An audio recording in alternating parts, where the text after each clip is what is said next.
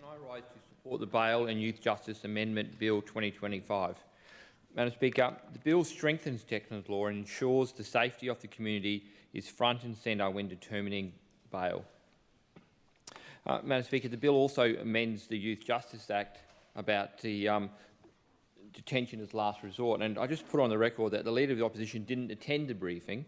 So when she spoke about saying it wasn't brought up, well, that's incorrect, and it was brought up at the briefing. So I just want to correct the record in relation to who actually attended that briefing, Madam Speaker, because this is a very important matter, and when people say things about briefings when they weren't even there, they didn't even bother to turn up, Madam Speaker, it really goes to show how much they really care about this. Madam Speaker, our government has taken urgent, decisive action because we're committed to fighting for a safer territory. The bill aims at striking the appropriate balance between the future risks on one hand and the presumption of innocence on the other hand, and the rights of the accused to be at liberty on the third hand. So this is a balancing act, Madam Speaker. Many things need to be balanced, but what we're saying is community safety is paramount. The safety of the community must come first. It must be a guiding principle in every decision about bail, and this bill makes it clear in black and white so the courts can determine using the legislation as a guide to what should be granted bail and what shouldn't be granted bail. It means that when a judge is considering an application for bail for serious offending where there is presumption against bail, community safety is a primary consideration. This is a fundamental shift, Madam Speaker. This means that community safety is not just one of many considerations, it is the starting point. It is a not negotiable and is enshrined in law. This establishes an overarching primary test for our courts. Community safety must come first.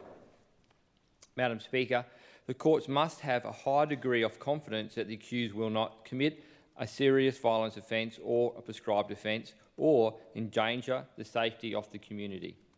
This is a second test, Madam Speaker, that now the court will be asked to impose when it's considering bail. Our number one priority will always keeping Territorians safe. We know that Territorians expect tough, common sense laws, and it's our job to make sure that our laws are very clear and meet community expectation. Madam Speaker, judges do require discretion, but it is important that our laws are tight and as strong as possible. This means community safety can't be sidelined or overshadowed in the decision-making process. Madam Speaker, the bill, as I said earlier, also removes the consideration for detention as a last resort for use. When we do see two youths accused in previous matters of violent crimes, charged with nearly 300 offences and bailed 35 times, it's obvious our court system and our legislation is failing the community. We've been exploring these options for some time and are part of our broader Bail Act review and Youth Justice Act review. But we are acting urgently, Madam Speaker, and not only because Territorians demand it, Madam Speaker, because it's the right thing to do. Delaying these reforms would mean more victims and even more pressure on our police. We are sending a clear message. We are prioritising the victims and our frontline workers, not criminals. We will not allow repeat offenders to continue terrorising Territorians. Let me be clear, Madam Speaker, this is not going to fix everything overnight. We know that the Labor government left, after 8 years of chaos, us in a terrible position.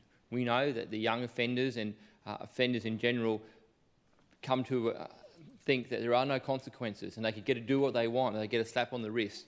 This is because of the 8 years of the previous failed Labor government. Madam Speaker, but this is a strong, urgent and practical step forward. In addition to our law reform, we are also focusing on addressing the root causes of crime through education, school attendance and family and parental responsibilities. I'm sure my colleagues will talk more about that as we move through the day. Minister Cale and Minister Hersey are leading those very important changes because we know that just locking someone up is not going to solve the problem. We need to get to those root causes. Education, parenting responsibilities. There needs to be a consequence for your actions, Madam Speaker. Governments can change the laws, But laws are not strong enough by themselves. There needs to be behavioural change, Madam Speaker. There needs to be parental responsibility, and there must be consequences for your actions. And those who continue to offend, we are making it clear, Madam Speaker, there will be consequences.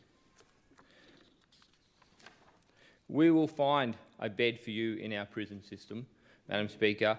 Our prison systems are overcrowded in a very challenging time, Madam Speaker. We know that over the previous 8 years, the previous government failed to neglect an infrastructure, which ended up in overcrowded prisoners, prisoners flowing into watch houses. So we're dealing with that, Madam Speaker. In fact, in the 8 months we've been in office, we've effectively opened and had up and running a new prison at Berrimah with over 400 beds for offenders. Because we know, Madam Speaker, it's far better to have offenders behind bars than out on the street committing crimes and terrorising Territorians. Since August 24, Madam Speaker, we've seen the prison population increase by around 600. This demonstrates the horrific level of crime and our community was suffering during the 8 years of the Labor government, where they neglected the corrections, they neglected the police, and they certainly neglected the courts and, of course, the community in general. Territorians are also paying an economic toll too, Madam Speaker. We know it costs approximately $350 per day to put someone in prison. But, Madam Speaker, what about the emotional toll on victims? What about the emotional toll on families? What about the harm it's doing to the Territorians, to the reputation of Territorians, Madam Speaker? With record prisoners of around 2,830, we know that Territory taxpayers are forking out around $1 million a day, Madam Speaker. But like I said earlier, what about the emotional cost on victims? What about the cost on the Territory? We know that spending so much money is not sustainable and something must be done. But, Madam Speaker, community safety is paramount. The NT's prison population has grown faster than any other Australian jurisdiction in the past 20 years, and there's a high rate of reoffending. Madam Speaker, I put that down to the failed previous Labor government. They failed to deal with the crime prices. They failed to show there's going to be a consequence for your actions. Madam Speaker, we understand that these changes will add pressure to our corrections system, but there is a focus on programs in education and employment. Madam Speaker, and I want to take this opportunity to shout out for the prison officers and the people in corrections doing a wonderful job in a very challenging environment. And we acknowledge that, Madam Speaker, and we are certainly working with them to do what we can, considering we are left with such a mess and such chaos mere 8 months ago, Madam Speaker. In the past 8 years under Labor, the education programs, the employment programs in prisons declined. I am determined to ensure prisoners are engaged in proactive programs whilst in custody, Madam Speaker. In fact, Madam Speaker, the RAGE program, which is a family and domestic violence program, in 23-24 under Labor, there was 12 participants. Madam Speaker, in the last 8 months in this year, while we've been managing this program, 41 people have participated in that program. Madam Speaker, education programs in general, during the previous Labor government, in 24, there was 553 participants in those programs. Madam Speaker, in this year alone, 671. So we are breaking the cycle of offending, Madam Speaker. And Madam Speaker, and since being the Corrections Minister, I've been to the prisons, I've been into the educational programs, I've sat down and watched these prisoners going through the programs, and I know the Treasurer has a first-hand experience of how these programs are essential to rehabilitating, not to mention the prison industries, Madam Speaker. So we're focusing hard, Madam Speaker, on making sure that we break the cycle of reoffending. I've instructed the Corrections Commissioner to provide weekly reports on the progress of increasing program capacity in the prison. The Sentence to a Skill initiative, which will focus on developing work readiness among the offending population, will be a benchmark policy of this government, and we're working towards that. We're educating programs, we're providing skills through industries. Madam Speaker, I've been to the industry, I've seen them welding, I've seen doing cars and doing mechanical work, Madam Speaker. Purpose for these people who are in a bad situation. But again, Madam Speaker, community safety is paramount. I truly believe that getting a good education and having a job will help people make better choices and treat others with more respect. Treat others with more respect, Madam Speaker, and help people find real purpose in their lives. To paraphrase a former Prime Minister, it's hard to read and write and to do maths if you don't go to school. It's hard to get a job without basic education, and it's hard to live well without a job. So, Madam Speaker, what that means is that we need to educate people, we need to give them the basic skills to go out in the community and become better people, and that's what we're doing. Those programs I mentioned earlier, we're increasing the programs. We've had more people go through those programs this year than we did in the previous year. We are working on breaking the cycle of reoffending. We've already delivered, Madam Speaker, an additional 500 beds into the prison system across the Territory. We know, Madam Speaker, that when we come to office that we were left with delay and cost blowouts. The 96 modular beds in Alice Springs, delay, cost blowout. The Youth Justice Facility at Holt's, delay after delay, $75 million cost blowout. Just imagine, Madam Speaker, how many programs, how many people could be re-educated with that sort of money. But unfortunately, Madam Speaker, the failed previous government didn't manage those projects, blowout after blowout, which affected the prison population, which affected the rehabilitation, which caused prison numbers to go through the roof, which caused this offending that we are now here dealing with an urgent matter. Madam Speaker, the Department of Corrections is working closely with the Department of Logistics to keep increasing the capacity as we move forward. We know, Madam Speaker, that we are in a challenging situation, but we're working to make sure that there's going to be a space. Because, Madam Speaker, I feel like a parrot. Community safety is paramount. I'm going to say that again and again because that is how important it is. Madam Speaker, we've always said that a crisis demands a crisis response and that we will continue to act urgently and make sure Territorians are safe. Madam Speaker, since the Chief Minister announced these changes last week, I've heard from many Territorians. They've said things like, this should be a no-brainer. The community safety comes first when they're deciding whether an accused offender should be back in the community or waiting their time in court.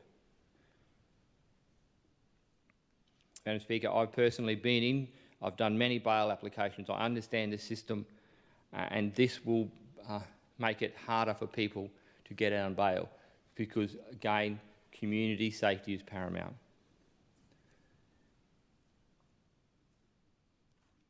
They are shocked, these people who talk to me, that the overarching principle of community safety is not the #1 consideration when judges decide bail. Madam Speaker, we know in 2019 the previous Labor government watered down the youth bail laws. They eroded consequences. They removed accountability.